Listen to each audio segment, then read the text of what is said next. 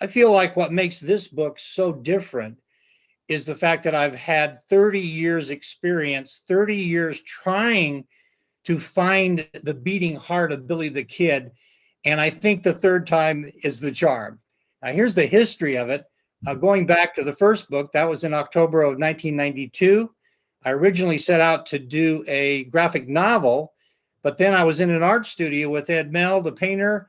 The next thing you know, I'm at Suzanne Brown's art gallery in downtown Scottsdale, and I'm doing kind of a art book meets history book meets graphic novel. And it was kind of somewhere in the middle of all that.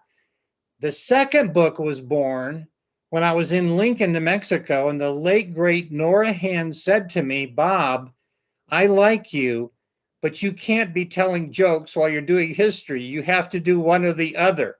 So in the second book, I threw out all the jokes and did all the history, the kitchen sink version. I call that the kitchen sink Nora Hinn version. And I knew that I had people complain to me saying, I miss your humor. Why didn't you have the humor? And I said, well, I got shamed out of it. And so I knew instinctively, even in the 90s, that I would someday do the third and final book. Now, it says the final word on the cover. I know that's a joke because I'm a cartoonist. I know it's ridiculous that it's the last word, but it's my last word. I've said everything I want to say in this third and final book. And I got to tell you, the blowback has begun almost immediately.